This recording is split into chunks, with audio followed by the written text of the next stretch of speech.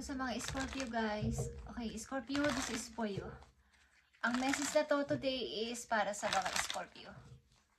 Kahit unahin natin na inyong pag-ibig guys. Pag-ibig ng mga Scorpio. Okay, Scorpio, this is for you. Okay. Sa natitirang araw ng September sa mga Scorpio, tingnan natin ang inyong pag-ibig. Unahin ninyo inyong sarili. Paminsan-minsan, kahit kayo ay umiibig o kahit kayo ay pumapag-ibig, is dapat malaki yung inyong percent na binibigay na pagpansin sa inyong sarili. Okay, Scorpio, this is for you. Sa natitirang araw ng September, para sa inyong pag-ibig muna to. Okay, tingnan natin to.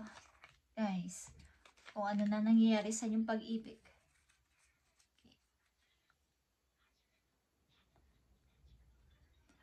Busy kayo sa pag-iipon. Okay, Scorpio, ito ang unang message for you. Be honest. Be honest. Heart-to-heart conversation are necessary. It is safe for you to talk about your feelings. Okay, para sa inyong pag-ibig, kung kayo nasa relasyon na, is mas mahalaga o mas maganda na magsabi kayo palagi ng totoo o ng nararamdaman ninyo sa inyong kapartner. Huwag kayo magtatago ng inyong ng mga feelings ninyo. Masaya man kayo o hindi, dapat ay i-open nyo sa kanilang inyong nararamdaman o gustong sabihin. Okay guys, tingnan natin to. Andito ang 3 of Cups and 6 of Wands. Malamang at sa malamang guys, may nararamdaman ng ilan sa inyo dito na feeling ninyo ay kayo ay pinagtataksila ng inyong karelasyon. Okay, Scorpio, or may iba nang tinitingnan ng inyong karelasyon. Parang may gusto na kayong sabihin na ito yung nararamdaman ko. Parang gusto ko ng kalayaan. Gusto ko ng matapos muna to. Pwede muna ba tayong magkaroon ng space sa isa't isa? Okay, so kailan dito ng heart-to-heart conversation, Scorpio, sa inyong karelasyon kung ito ang inyong nararamdaman. At message po po you sa inyong pag-ibig is leave your fears behind. They are stopping this relationship from blossoming. At andito ang inyong energy, ang Scorpio. Okay? King of Cups is Scorpio energy. Takot kang tumingin sa ibang option, Scorpio. Bagamat maybe nakakaalam, nararamdaman mo na parang hindi na to okay. Parang gusto mo nang umalis sa sitwasyon o sa connection ninyo, pero andun yung pagtitimpi, andun yung pagtitiis. Kahit na merong, kung kayo babae o ano man ang inyong kasarian, is merong umaaligid dyan sa inyo, nagpaparamdam o nagpapapansin, is ayaw nyong tingnan. Okay. Andito yung pagtitiis guys, at gusto nyo na itong matapos. Okay, yung pagtitiis sa relasyon na to, kung ano man ang inyong naranasan ngayon sa inyong sitwasyon sa pag-ibig, is para kayong hindi, parang may gusto kayong sabihin, kaya lang napipigilan. Hindi nyo masabi-sabi. So, kailangan nyo dito ng maging honest sa inyong partner at sabihin ng inyong pakaramdam, kung ano man to. Parang may konti na kayong pag-aalinlangan. Gusto nyo munang magkaroon ng space or lumayo muna. Tingnan natin ang message dito sa be honest para sa mga Scorpio. Tingnan natin ang message dito sa inyong pag-ibig. Okay guys, andito ang inyong energy. Again, sayang. Okay. Nangihinayang kayo sapagkat maaaring ang laki na nang na-invest nyo sa pag-ibig na to, lalo ng inyong emotion. Sobra nang na-attach sa tao na to. But sayang naman. At Page of Swords is here. May mga panunubok, may mga pag-i-spy guys na nagaganap dito. Maaaring may ginagawang hindi magandang inyong karelasyon or vice versa. Andito yung inyong energy guys, at Grabe yung emotion nyo dito. Parang drain kayo, guys. Okay, tingnan natin ang message dito. Andito ang King of Wands. Kung kayo dealing sa Leo or Aries is here. Meron kayong distansya sa isa't isa at usapin talaga sa kung kayo ay mag-asawa na dito is usapin sa inyong pagiging mag-asawa. Okay. Merong distansya, guys. Okay, at ano pa parating na message sa inyo? Kung sakali man na ito ay inyo na munang bigyan ng, kumbaga bigyan nyo ng space sa inyong sarili, ano ang maaaring paparating na message sa inyo, paparating na mangyayari sa inyo, guys? Kung maaari na kayo ay lalayo muna at maglalaylo muna sa relasyon na to. Scorpio. Tingnan natin ang dalawang mensahe dito for you. Kung kayo ay lalayo muna or hihingi muna kayo ng space. Magkaroon muna kayo ng space sa isa't isa para makapag-isip-isip. Okay, Scorpio, andito ang Ace of Wands, guys. Okay?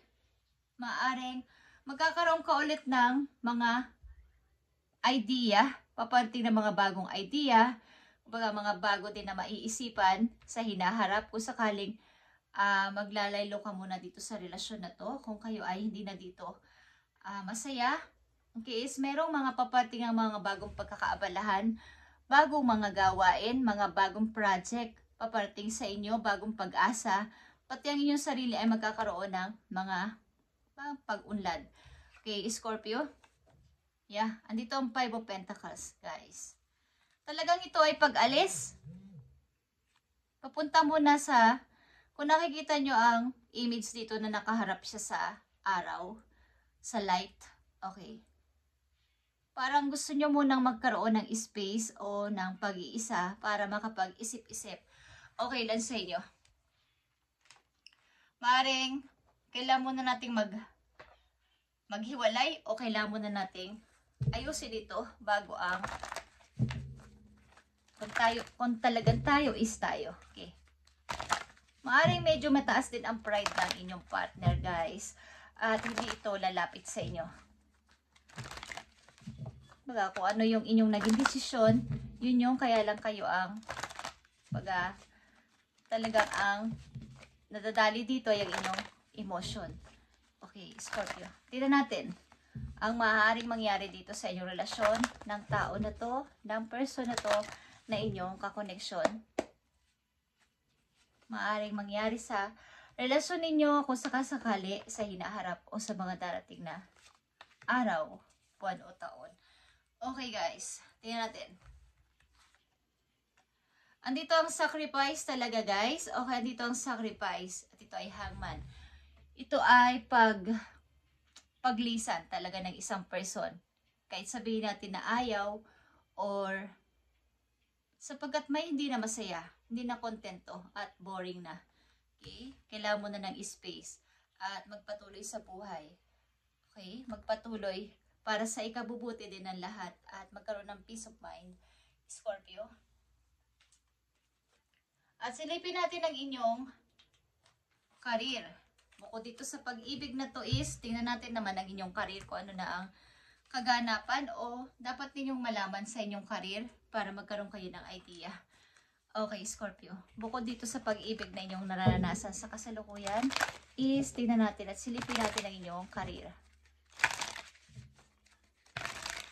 Sa natitirang araw ng September 2025, anong gusto kong dalang message sa mga Scorpio na nandito sa reading today? Andito yung panghihinayang, guys, sa relasyon na to.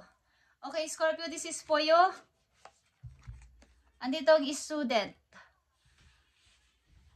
You could be pursuing higher education or working for school district. Okay. Maaaring kayo ay nakalinya dito sa ganitong klaseng trabaho or may kinalaman sa school or ang ilan sa inyo ay pinupurso dito na mag-aral ulit, i-educate pa ang inyong sarili, magkaroon pa ng more kaalaman bukod sa inyong nalalaman sa ngayon.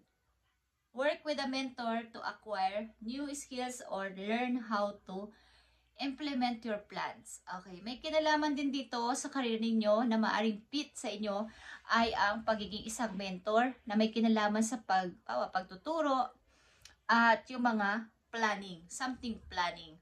Okay? Learn to manage money yourself or hire a financial advisor for help. Okay, nandito yan guys.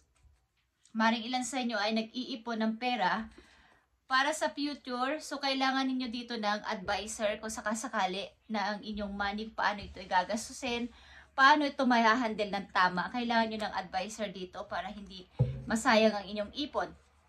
Okay, Scorpio. At may nakalinya kayo sa pagtuturo, something pag-advise, something na mga may kinalaman sa school. Okay, at nandito din yung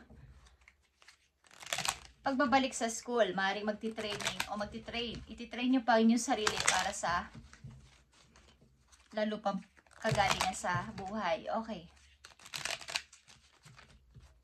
Last message for you sa natitirang araw na September, Scorpio. Maaaring mayroon na ditong discontent at boredom sa inyong relasyon at kailangan mo na maglaylo, kailangan mo na maghiwalay, kailangan mo na ng space para makapag-isip-isip at malaman din ng bawat isa sa inyo ang ano ba talaga ang hinahanap ko pa sa buhay bukod dito sa relasyon natin. Hindi naman nag-grow. Okay. Scorpio, tingnan natin ang message for you. Andito ang hummingbird. At ito ay lightness, light ng message dito sa inyo kanina. Na ang, kung ikaw ito, Scorpio, ay nakaharap ka sa araw, okay? Nakikita mo ang pag-asa banda doon. Nakikita mo ang may pag-asa pa ako. Mayroon pang light na naghihintay sa akin banda roon at yun ang pupuntahan ko. Yun ang aking susundin. It is time for you to pursue your dreams. Okay? Katulad ng message kanina na you could be pursuing higher education or working for a school district. Scorpio. Ito yung time na ipurso mo yung sarili mo na matupad mo lang yung mga pangarap na may kahalong, kumbaga, kasabay ng pagiging, kung ikaw ay determinado dito. By doing this, we will make them reality. Magiging reality ito kung ikaw ay, yung motivation mo ay sobrang, sasabihin mo lagi sa sarili mo na kaya mo to, at habang ginagawa mo yun ay, ginagawa mo na yung plano mo. Hindi lang basta salita.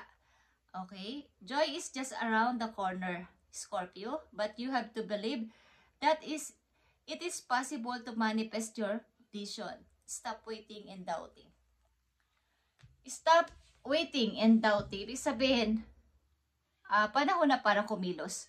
Ito na yung tamang time na yung plano ninyo dati ay sabayan na rin ng kilos para maging reality. At kailangan dito ang determinado kayo dito sa inyong plano na to. At nandun yung light, guys. Nakikita nyo sa banda doon o sa ibang lugar, umbawa, is ang inyong may pag-asa pa ako. Meron pa akong dapat pang malaman o gawin. Bukod dito sa pag-ibig na to, bukod dito sa sitwasyon ko na to, may kailangan pa siguro akong tuparin na hindi pa ako tapos o hindi ako natapos. Thank you, Scorpio, at ito ang inyong message today sa natitirang araw ng September 2025 at matupad ito para sa inyo lahat. Wish ko tong matupad para sa inyo ang matapos at mahanap nyo ulit yung kung ano talaga ang gusto nyo sapagkat meron ditong kahit anong gawin nyo ay hindi nagiging maayos sapagkat may hinahanap kayo. Meron pang hindi, katulad sa pag-ibig, meron pang mga pangarap ang ilan sa inyo na gusto pa rin matupad. At mangyayari lang to kung kayo ay determinado at may positive na kaisipan about dito. Thank you, Scorpio, and God bless sa inyong lahat, guys. So, samang kayong lugar ngayon, nandoon is mag-ingat kayo, guys. Okay? Thank you and God bless.